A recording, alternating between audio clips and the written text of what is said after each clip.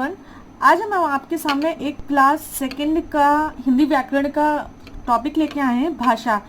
Class second वैसे तो first से स्टार्ट हो जाती है, पर क्लास सेकंड में आपको बच्चे को डेफिनेशन और ये सब आ जाता है, तो इस तरीके से बच्चे को कैसे समझाएं या उसका काम कैसे कंप्लीट करवाएं।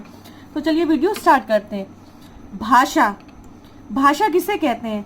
एक दूसरे के मन की बात को समझने और जानने का साधन भाषा है। भाषा कितनी तरीके की होती है? भाषा के तीन तरीके, भाषा को तीन प्रकार से आप समझा सकते हैं, समझ सकते हैं या कर सकते हैं। कई जगह आपको दो मिलेंगी, मौखिक और लिखित। बट इसमें क्या होता है, आप संकेत से भी बता सकते हैं। इसको कई जगह सांकेतिक भाषा भी कहते हैं। बोलकर जो होता है उसको कहते हैं मौखिक भाषा, और लिखकर जहां हम समझाते हैं कोई भी बात, वो होती है लिखित भाषा। हमारे मुंह से तरह तरह की आवाजें निकलती हैं, ये आवाजें ध्वनि कहलाती हैं। ये ध्वनियां किसी बात को बताने के लिए बोली या लिखी जाती हैं और तब ही वर्ण कहलाती हैं। हम कुछ भी बोलते हैं, कोई भी शब्द बोलते हैं, कोई भी कुछ भी बोलते हैं, तब वो एक सिंगल वर्ड नहीं, लेटर, उसको हम बोलते हैं वर्ण। जैसे क, अभी कबूतर तो बोल ही नहीं रहे, क बोल रहे हैं, तो क भी छोटी सी ध्वनि निकली तो हमारा वर्ण कहलाती है। अच्छा, वर्ण क्या होते हैं? आप ये भी कह सकते हो भाषा की सबसे छोटी इकाई वर्ण है। वर्ण जो होता है वो सबसे छोटी, भाषा की सबसे छोटा वैल्यू, मेजरमेंट आप बोल सकते हो। वर्ण हमारे दो तरीके के होते हैं, स्वर और व्यंजन। दो तरीके के नहीं, दो भागों में इसको विभाजित किया गया है। स्वर क्या होते हैं? जिनका उच्चारण स्वतंत्र रूप से किया जा सकता है। अगर स्वर की परिभाषा कोई पूछेगा तो आप क्या बताओगे? जिनका उच्चारण स्वतंत्र रूप से किया जा सकता है उन्हें हम स्वर कहते हैं।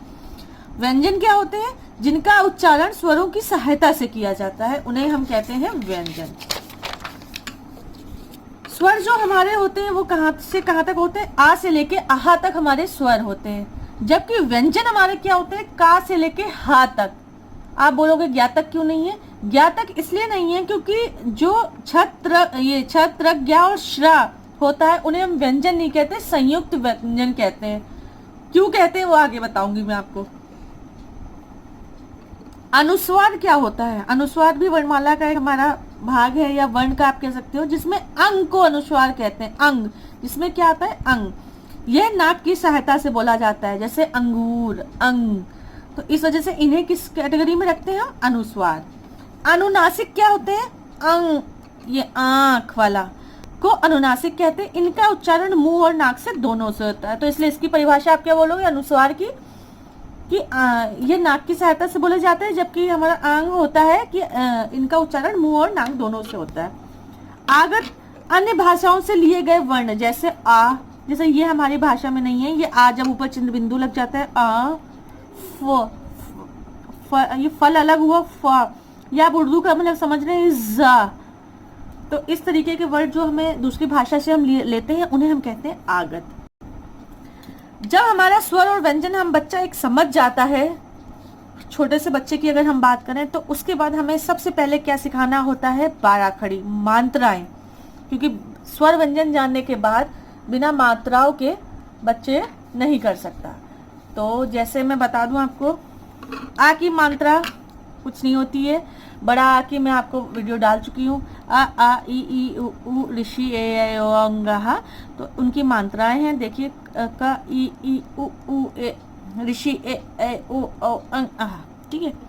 इसी तरीके से जब ये व्यंजन में लगती है तो क्या बनती है? का की कु कृष कृ, के कै को कंग कहा। अब देखिए, अगर आ स्वर के बिना कोई वर्ण बनाएंगे तो उसे अधूरा वर्ण कहते हैं। जैसे का में अगर नीचे हलंत लिखा है तो मतलब ये पूरा अभी नहीं है। आ स्वर के साथ वर्ण जब लगेगा तब वो का लिखा जाएगा। अगर ये अधूरा है तो इसमें नीचे हलंत लगेगी। तो ये देखिए, तो ये अधूरा है, और ये जब आ के साथ हम लोग क, तो आ का इसमें हमारा जो मुंह से बोल रहे हैं तो आ का प्रोनाउंसिएशन हो रहा है, इसलिए ये पूर्ण भव। लेकिन रा के साथ छोटा ऊ और ए के साथ पेट से लगाते हैं इसकी मात्रा, जैसे रा के साथ छोटा ऊ की मात्रा और बड़ो ऊ की मात्रा पेट से लगाते हैं। जैसे मैं बताऊं आपको, ये देखो आप, रुपया, रुकना, रूप, रूम आदि। अब वर्णमाला, वर्णमाला की परिभाषा आपकी क्या है? सही क्रम में लिखे गए वर्णों के समूह को वर्णमाला कहते हैं। लीप, लिखने के लिए निश्चित किए गए चिन्हों को लिपि कहते हैं। कोई चिन्ह अगर निश्चित किया गया है तो उसको हम लिपि कहेंगे। छोटे बच्चों को ज्यादातर डेफिनेशन वगैरह पूछते हैं।